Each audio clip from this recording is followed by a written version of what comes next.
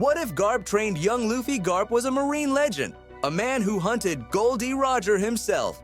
If he had fully trained Luffy from childhood, teaching him Haki, discipline, and real combat, would Luffy still be the same carefree dreamer? Or would he have become an unstoppable force long before setting sail? Garp's decision to train. Luffy Garp always had one thing drilled into his head. Luffy was going to be a marine, whether he liked it or not. He didn't raise a grandson just for him to go running off playing pirate. The man had already failed with Dragon, who went full revolutionary, and he wasn't about to let the last hope of his family slip through his fingers. But then, just when he thought he could whip Luffy into shape, the kid went and ate the Gomu Gomu no Mi. That's when Garp realized he had a real problem on his hands. See, before the devil fruit, Luffy was just a stubborn brat with big dreams. But after eating the fruit, things got complicated. He wasn't just talking about becoming the Pirate King anymore. He had the potential to become something special. The rubber body, the insane durability, the ability to bounce back from damage like a cartoon character, all of this made him a wild card. And the last thing Garp wanted was a wild card running loose without proper training. He knew that if Luffy was going to insist on this pirate nonsense, at the very least, he needed to be strong enough to survive the world out there. Of course, Garp being Garp, his solution to all of this was simple. Beat the idea of being a marine into Luffy's skull while also toughening him up in the process. A win-win situation in his mind. He wasn't the kind of guy to give gentle lectures or soft lessons. No, his training methods involved throwing Luffy into the jungle and telling him to survive, literally punching the kid into unconsciousness to toughen him up, and occasionally dropping him from cliffs just to see if he could land on his feet. It was all out of love. And here's the kicker. Deep down, Garp knew Luffy wasn't going to change his mind. The kid had that same fire in his eyes as Roger, and no amount of marine propaganda was going to change that. But training Luffy wasn't just about making him a marine. It was about making sure he didn't get himself killed chasing this ridiculous dream. Garp might have called him an idiot every 5 minutes, but he was still his idiot grandson. And if he was going to be a pirate, he'd damn well be the strongest one out there. Luffy's training under Garp. If you ever wondered what growing up under Monkey D. Garp's training was like, just imagine the worst boot camp in the world, then multiply that by 10. Luffy didn't just get trained, he got Garp trained, which meant pain, suffering, and a whole lot of yelling. Garp didn't believe in gentle encouragement. His idea of a training session involved launching Luffy into the wild animal territory and telling him to figure things out. If you can't survive a giant tiger, how do you expect to survive the Grand Line? That was his logic, and honestly, it kind of worked. But the real game changer was Haki. Normally, Haki is something pirates and marines learn much later in their careers, usually after getting their teeth kicked in a few times. But Garp wasn't going to wait for that. He figured if Luffy had the potential, he'd awaken it early. Armament Haki was the first step. He wanted to make sure Luffy could hurt strong opponents, especially since his rubber body meant he wasn't exactly the most threatening figure in a fight. Of course, Luffy being Luffy didn't take it seriously at first.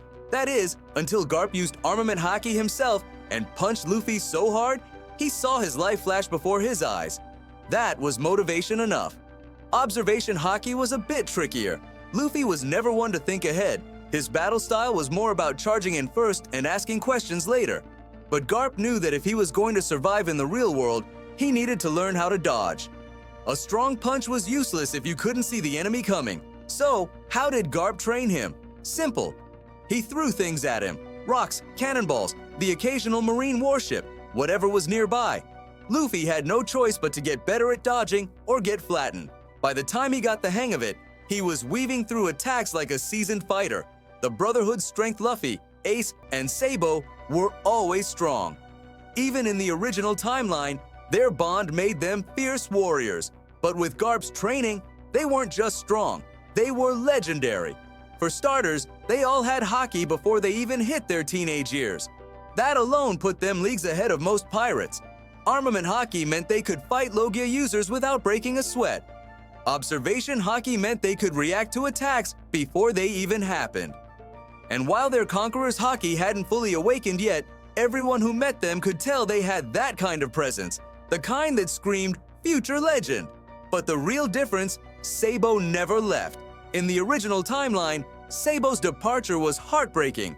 He lost his memories, got taken in by the Revolutionary Army, and didn't reunite with Luffy until way later. But here, he stayed. He trained, he grew up with his brothers. That meant their bond was even stronger. And when the time came for them to set out on their own, they didn't just go their separate ways. They had a plan. Luffy's personality shift Luffy has always been a carefree, meat-loving, fun-seeking adventurer. That part of him isn't going anywhere, no matter how much training Garp threw at him. But make no mistake, early Haki training would have left its mark. Instead of being the guy who only starts thinking after he gets punched in the face, this version of Luffy would think before charging in. Well, at least sometimes. The biggest change would come from his battle strategies. In the original timeline, Luffy mostly relied on raw instincts, creativity, and a whole lot of dumb luck to win fights. But with years of getting beaten into the dirt by Garp, Ace, and Sabo, his approach would be different. He'd know when to dodge instead of just tanking hits like an idiot. He'd anticipate his opponent's moves instead of standing there and getting smacked. He'd still fight recklessly, but it would be calculated recklessness, the kind that makes him unpredictable but not completely brainless. The biggest difference would be his patience. Luffy in the original timeline was never much of a long-term thinker. He wanted things now, a fight, an adventure, another plate of food. But after years of training under Garp, he'd learned that waiting for the right moment can be the difference between winning and getting flattened. This doesn't mean he'd become some strategic genius like Law, but he'd be more aware of when to hold back and when to go all out. Despite all of this, his core personality wouldn't change. He'd still be loud, cheerful, and obsessed with food. He'd still make dumb decisions, just slightly less often. The biggest change wouldn't be in how he acted, but in how others saw him. In the original timeline, people underestimated Luffy constantly, writing him off as just another reckless rookie. But with early Haki training and a reputation already growing before he even set sail, people would take him seriously. His enemies wouldn't laugh him off as some rubbery kid with a dream. They'd be terrified before the fight even started. The formation of the Brotherhood Armada Ace, Sabo, and Luffy were never going to be apart for long. They swore brotherhood as kids, and nothing, not Garp, not the Marines, not even their pirate dreams, was going to break that bond. In the original timeline, they each went their separate ways.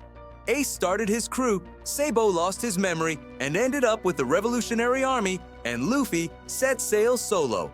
But with Sabo sticking around and all three of them getting stronger together, things would be very different. Instead of just splitting off and hoping to see each other again, they'd plan. Ace would still form his pirate crew, but with a new goal, building an alliance, not just a crew. He wouldn't be wandering, trying to make a name for himself. He'd already have a name. And instead of chasing Whitebeard to prove himself, he'd be creating something of his own, his pirate legacy. No need to join someone else's crew when you've already got a family to fight for. Sabo, instead of becoming Dragon's right-hand man in the Revolutionary Army, would forge his path. He'd have his crew, his adventures, and his ambitions. He wouldn't just be a guy fighting for revolution. He'd be a pirate captain in his own right. But instead of being a lone player, he'd be part of something bigger. And at the heart of it all would be Luffy, the one they were all waiting for. Luffy would be the last to set sail, but he wouldn't be stepping into an unknown world alone. By the time he left Dawn Island, Ace and Sabo would already have established themselves. They'd have crews, territory, and a growing reputation.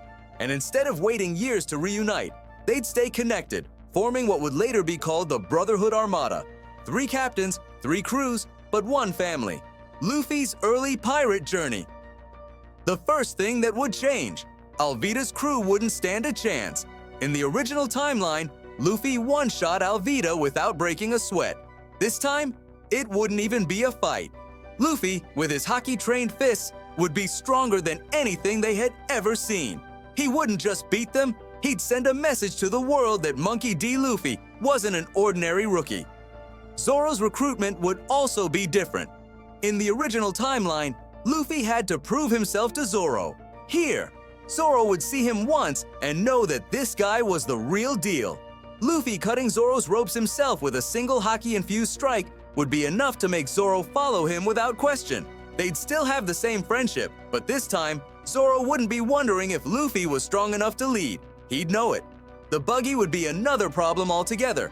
In the original timeline, Luffy struggled against Buggy's Chop Chop Fruit at first. But if Luffy had Haki from the start, Buggy wouldn't even be a warm-up. Luffy would punch straight through his Devil Fruit advantage, leaving Buggy in pieces for real. And Buggy, being the opportunist he is, might even decide that joining Luffy was a safer bet than fighting him. So, what are your thoughts on this? Let us know in the comments below.